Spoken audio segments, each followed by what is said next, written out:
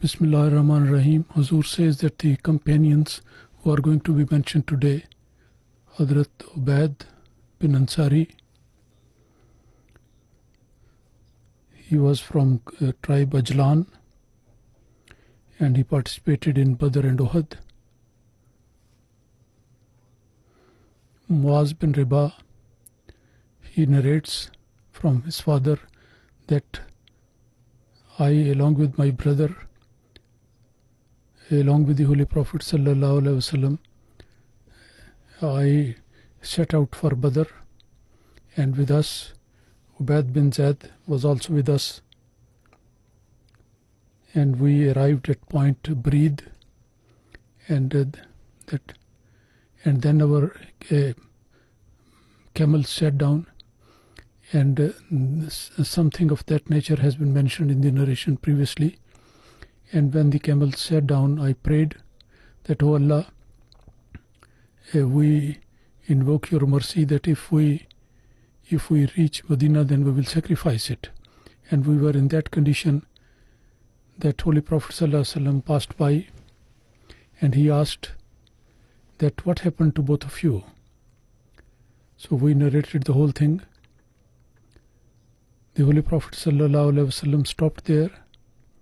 He performed the ablution, and he put his saliva in that water, remaining water, and then he opened the mouth of a camel and put some water in it, and also on his shoulder and on his back he put some water on it and some water on his its tail. And then he said that, "O Allah, you enable these two to ride this and go to the destination." The Holy Prophet ﷺ set out, and we also started to get off and to go there. And until that point, at point of Munsif, we found the Holy Prophet ﷺ, and we joined with him, and our camel was in front of all the camels, and the Holy Prophet ﷺ saw us and he smiled, and we went on, and finally we reached Badr, the site of Badr. And on the return journey, he says that our camel, when it arrived the same place, then he sat down. So then my brother slaughtered it and sacrificed it, and we distributed the meat. So in this narration, there was another person with them. Hadhrat Ubaid bin Zaid was also along with them. Hadhrat Zahir bin Haram was another companion. He was also Badri companion. He related to Ashya tribe, and he participated in Badr and with the Holy Prophet ﷺ. And Hadhrat narrates that among the Bedouins, he was from there. There was one person with the name of Zahir. He used to bring very special things from the villages. And when the Holy Prophet ﷺ, when he used to go back, then the Holy Prophet would give him a lot of things, and he would go back. The Holy Prophet ﷺ used to say that this Zahir is our Bedouin friend, and we are his friends living in a city. The Holy Prophet ﷺ loved him, and Hadhrat Zahir, he was an ordinary type of person, appearance, and it so happened that once Hadhrat Zahir was selling some of the commodity in the market, that the Holy Prophet ﷺ came to him, and from behind he embraced him and put him close to his chest. And in one narration, that the Holy Prophet ﷺ put his hands on his eyes. So, and he didn't know, and he said, "Who is it? And please set me free." When he turned away and saw the Holy Prophet ﷺ and recognized him immediately. And when Zahir recognized him immediately, So this is the meaning of recognizing that he just turned his neck and he realized that this is the Holy Prophet ﷺ. Then he started rubbing his back with the chest of the Holy Prophet ﷺ. And the Holy Prophet ﷺ, jokingly, he said that who is going to buy this slave? Hadhrat Zahir said that, O Prophet of Allah, you will find me a very cheap commodity. No profit will be there. The Holy Prophet ﷺ said that in the sight of Allah, you are not such a losing bargain. And he said, in the sight of Allah, you are a very valuable person. Hadhrat Muslim Maud Radiallahu Ta'ala Anhu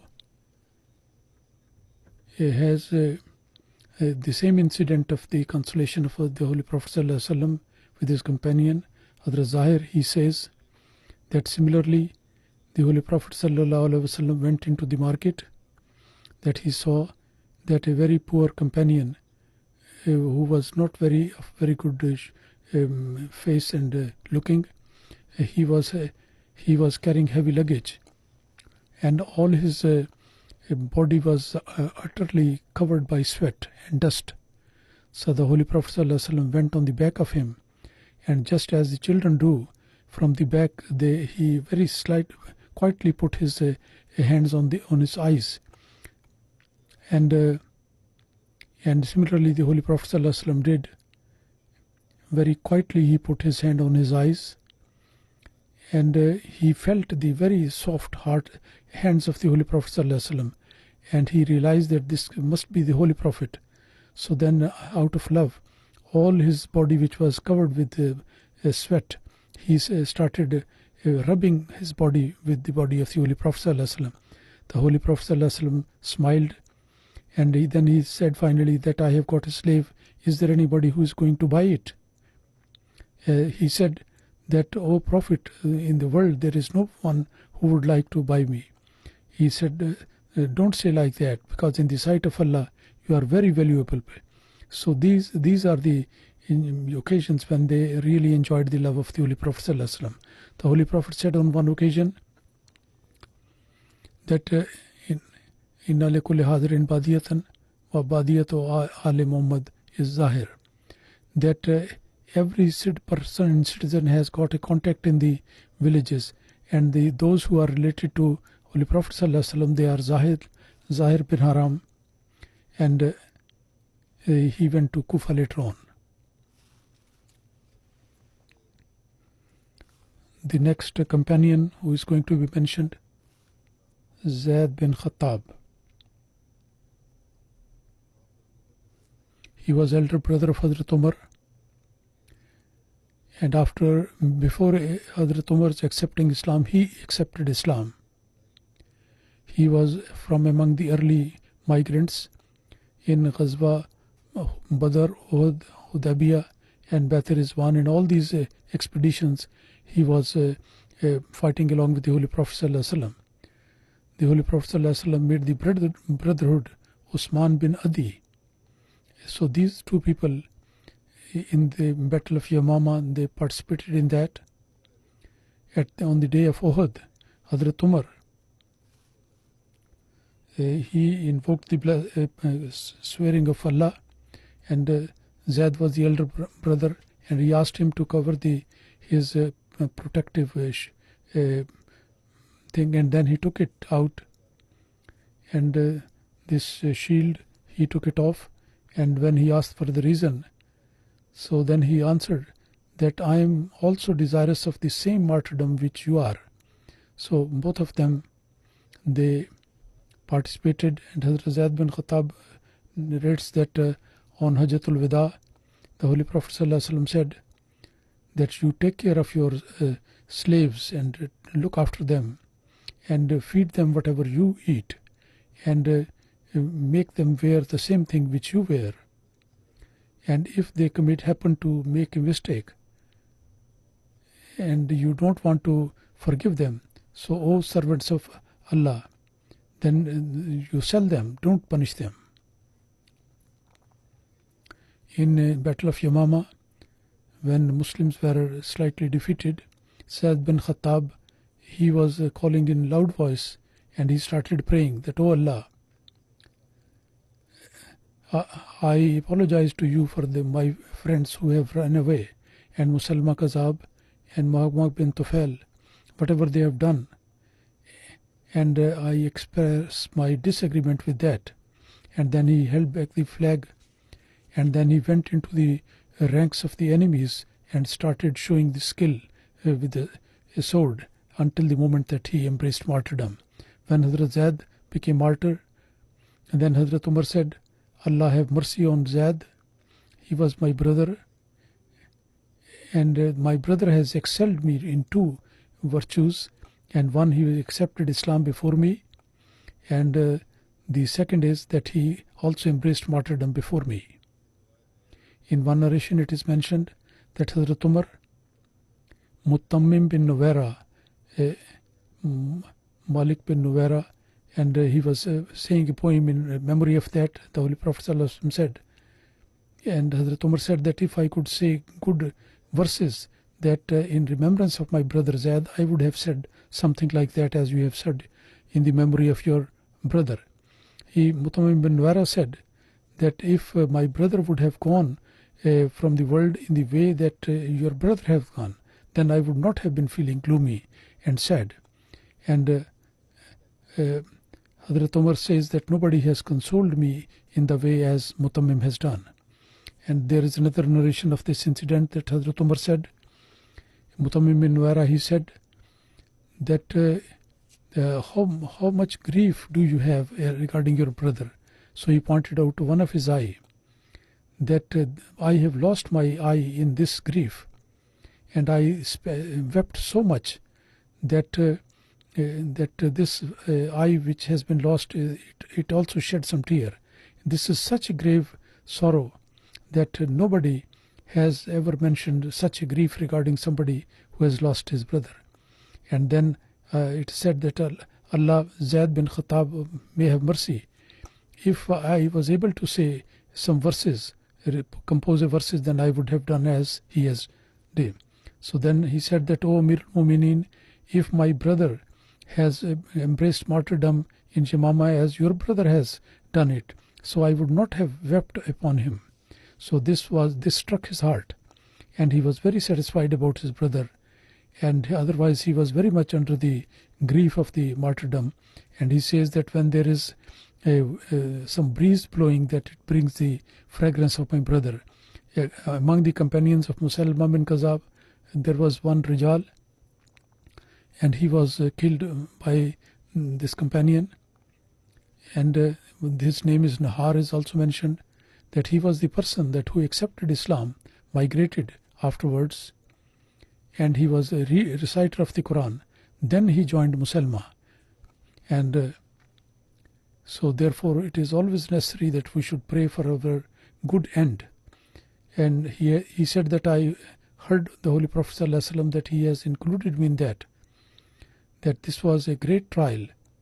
And Hadhrat Abu Hurairah narrates that I was sitting along with the Holy Prophet ﷺ, and the Jal bin Unfuwa was also there, and he said, "There is a person among you whose this would be something equal to Uhud, in Uhud mountain, and he would mislead the people, large number of people."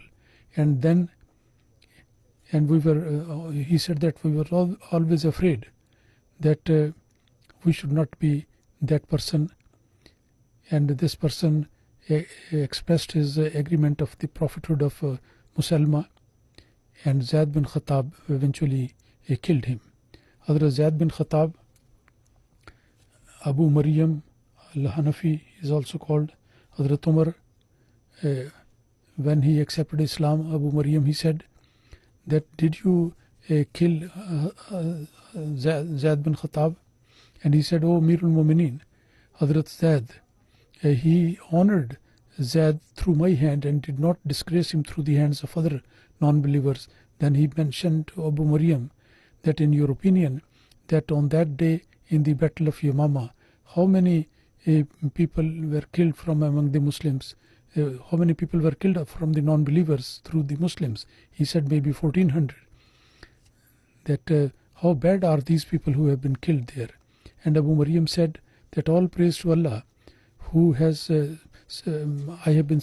I survived, and until I returned to that religion which he gave to his Holy Prophet ﷺ and his companions.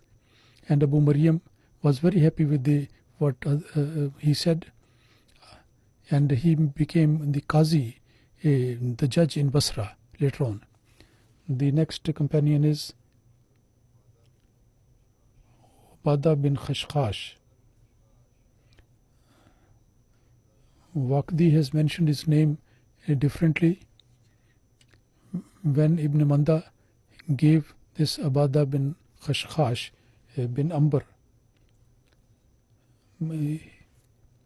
Hadhrat Mujr, he was a cousin of that companion, and he was a brother from mother side, and he was a Salim, he was from that tribe, and he attended the Ghazwa Badr, and he captured one non-believer, Hadhrat Ubadah bin Khashkhash.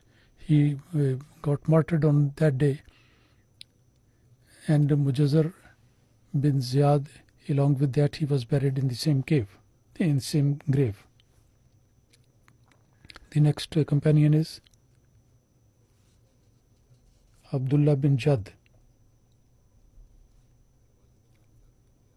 Jad bin Qas was a father.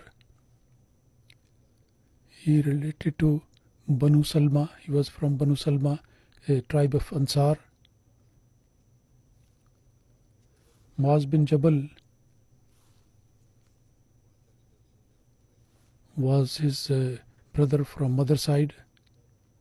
And Abdullah bin Jad, he participated in Badr and Uhud at the time of Tabuk. The Holy Prophet ﷺ,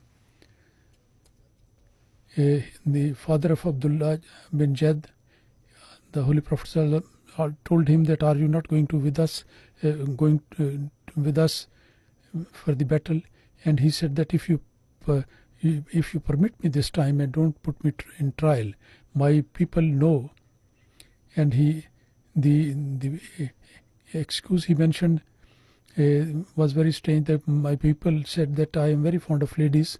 If I would look at the ladies, so that I won't be able to control myself, my sentiments. And the Holy Prophet ﷺ turned his face away and let him remain behind. Hadhrat Abdullah bin Jad, he came to his father and he told his father that why have you refused what the Holy Prophet ﷺ said? By Allah, Abu Salma, you are the richest person, and today is the time. And when the Holy Prophet ﷺ, you don't go out for fighting, you don't provide any right to anybody else. And he said, my son, there I have got another excuse. And why I should go out in such a hot weather?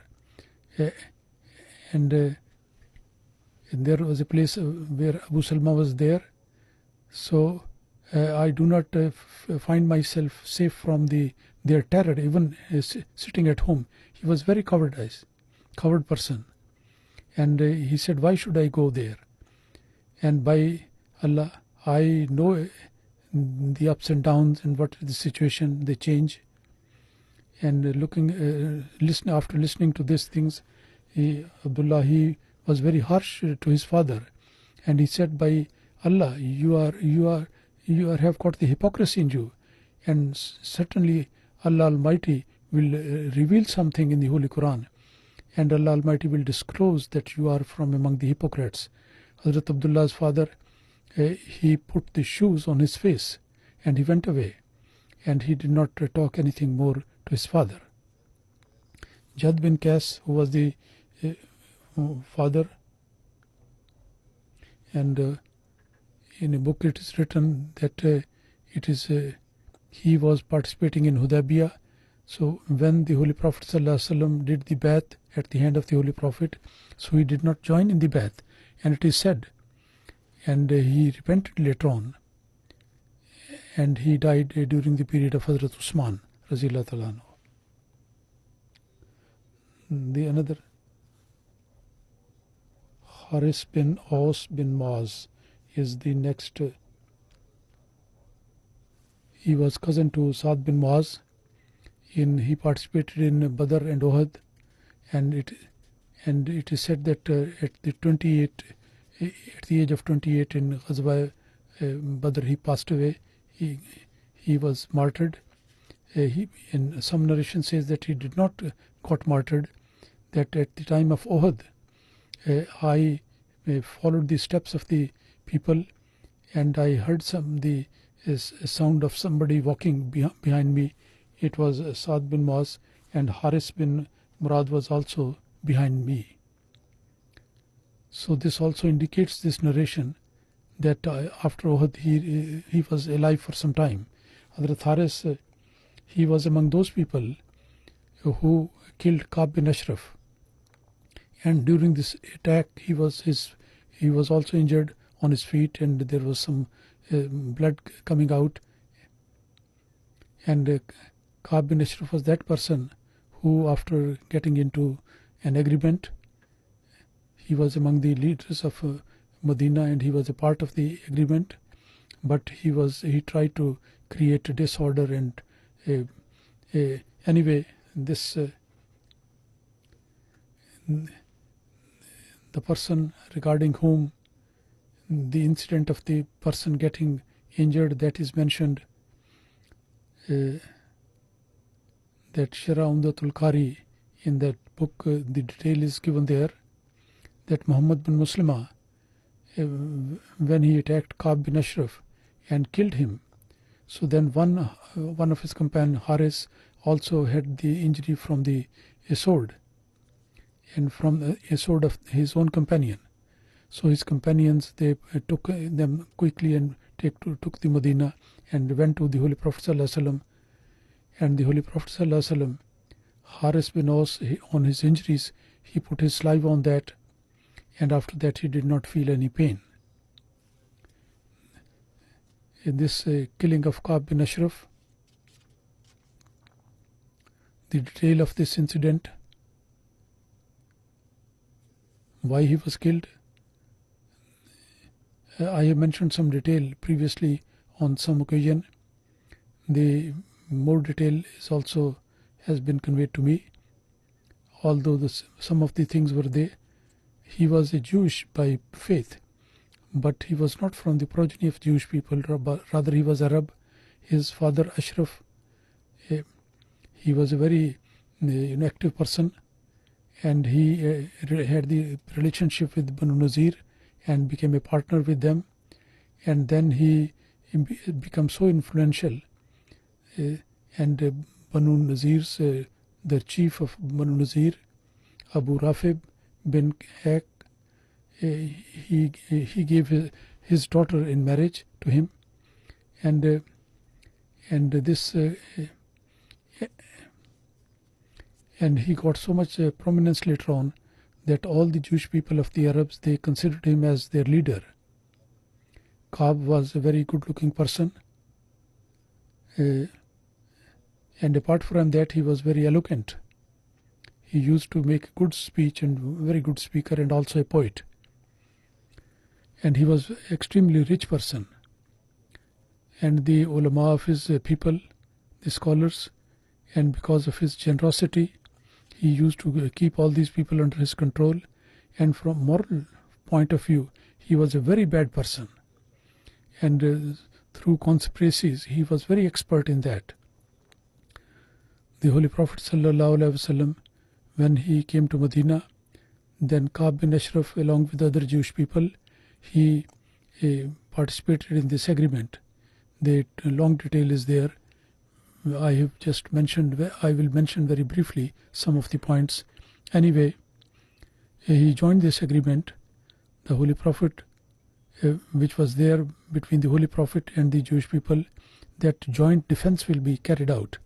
But inside, he had a great enmity against the Holy Prophet. He joined the agreement, but in the heart there was disorder, and hypocrisy was there, and enmity as well.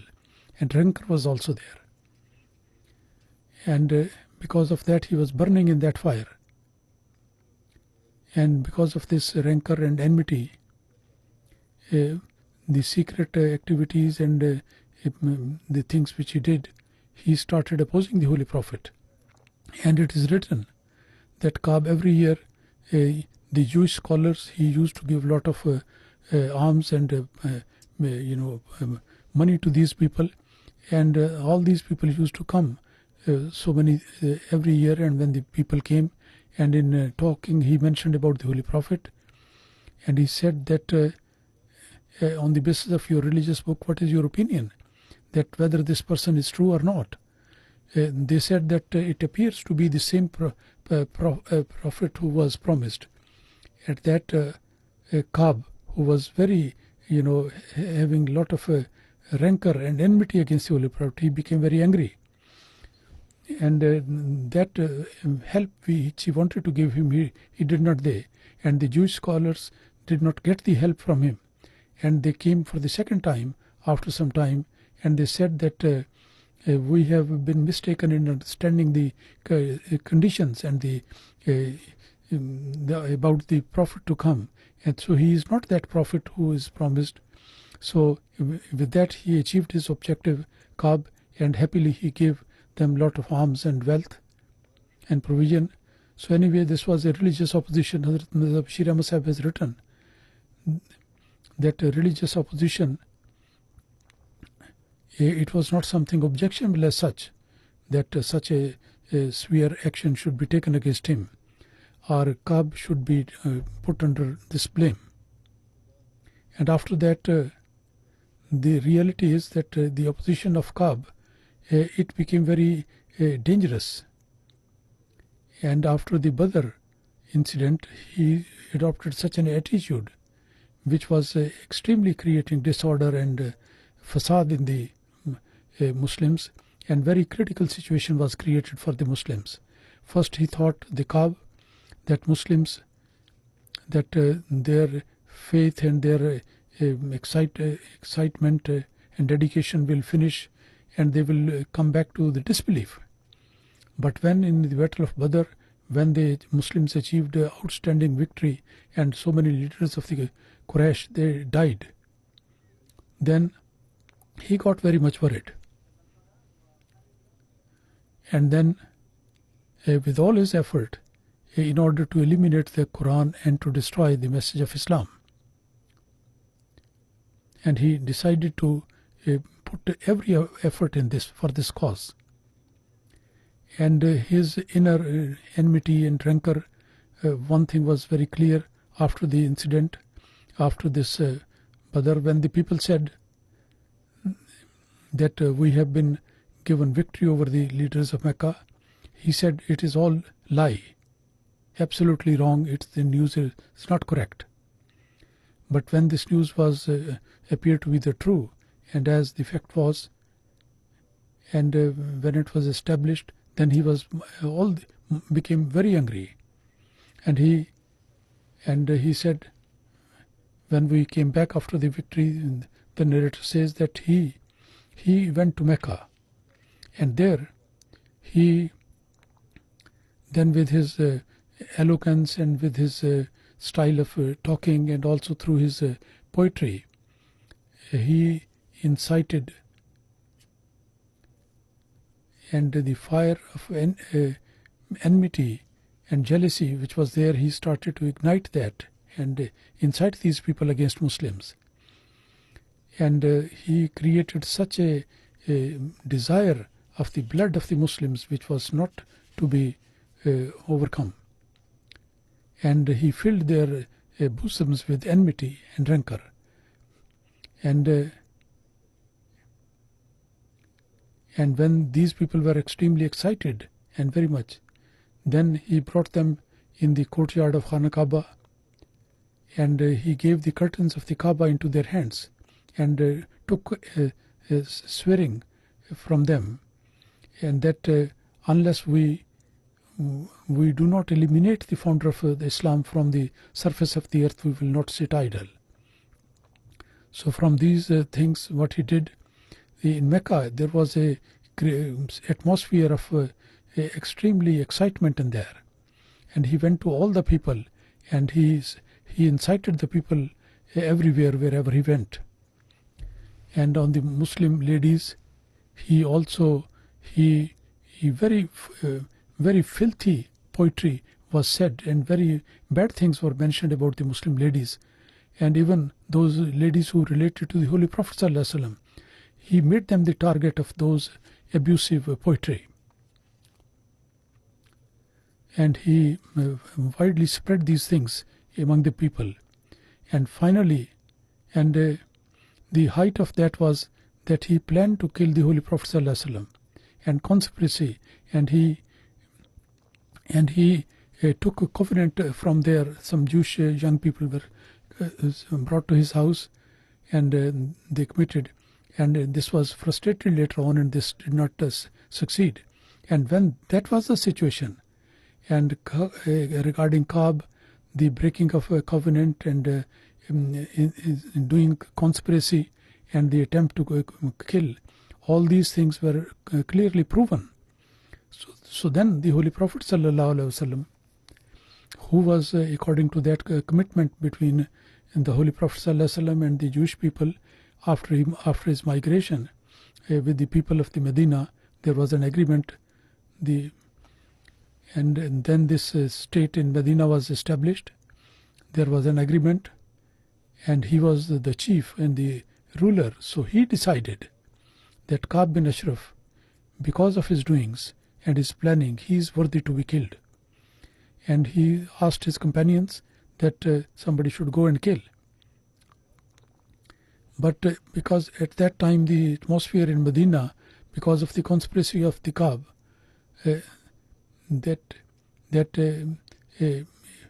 if he was going to be killed openly after the announcement, then there would be enmity against those people and opposition. And no one can think that how much blood will be shed as a result of that. So because of that, the Holy Prophet ﷺ,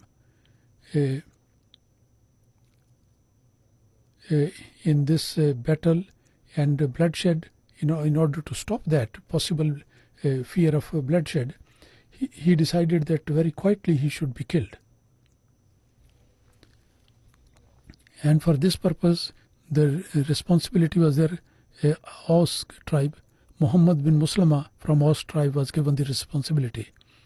And he also emphasized that whatever method you adopt, in that this Saad bin Muaz, with his consultation with the chief of the tribe, you act according to that. Muhammad bin Muslima, he mentioned that, O Prophet of Allah, that in order to kill very quietly, there must be something to say, and so that we can take him out of his house and then kill. So the Holy Prophet ﷺ,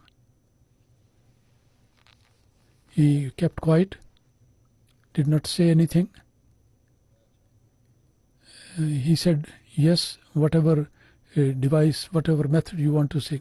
So Muslima, with the consultation of Saad bin Muaz, Abu Naila and some other companions, he took them with him, and he reached a certain point, and he told everyone that so they asked for some money, because we are very short of money, and these people in Mecca, they were very happy that they were very happy, and they said that a time is going to come when you are going to abandon the Holy Prophet. And they said that we have followed him, and now we see that now you tell us whether you are going to give us some loan or not. He said that I am going to give some loan to you, and he asked that give me some deposit. And the first thing is that you put your ladies as a trust with me.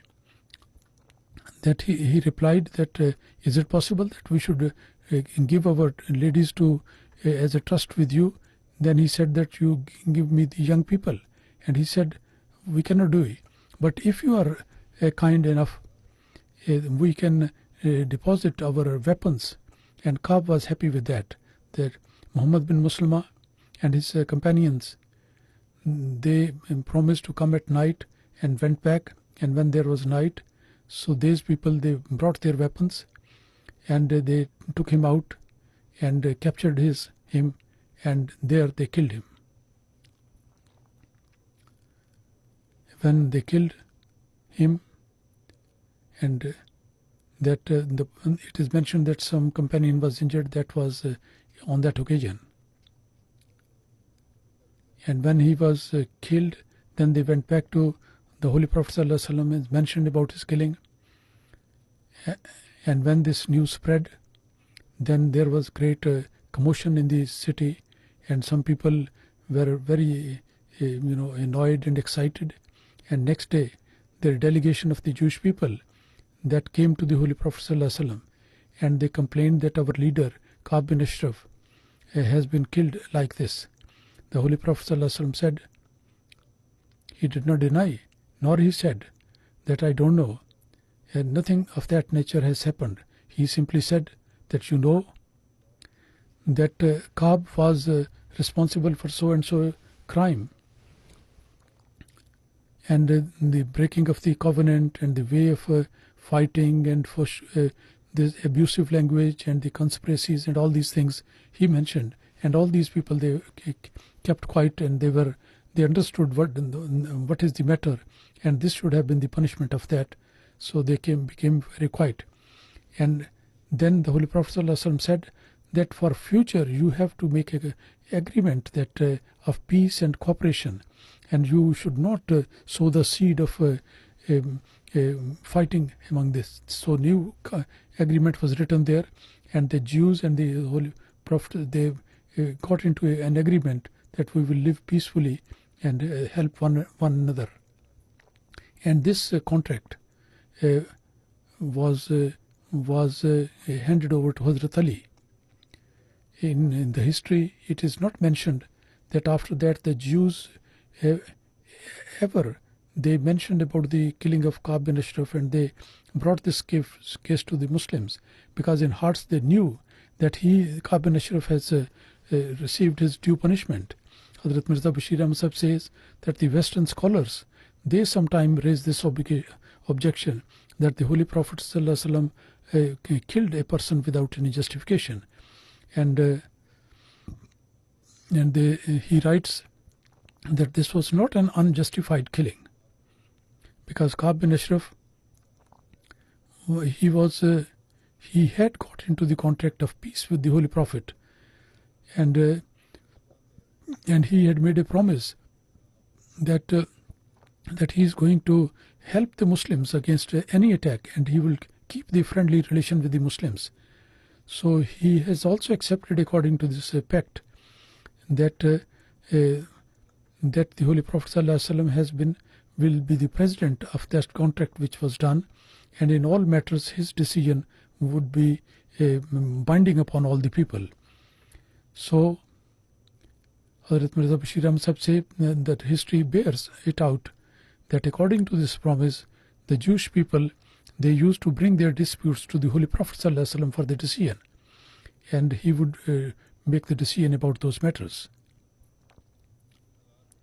So now in these conditions, Ka'b, he broke all the promises, and he totally ignored that and abandoned that.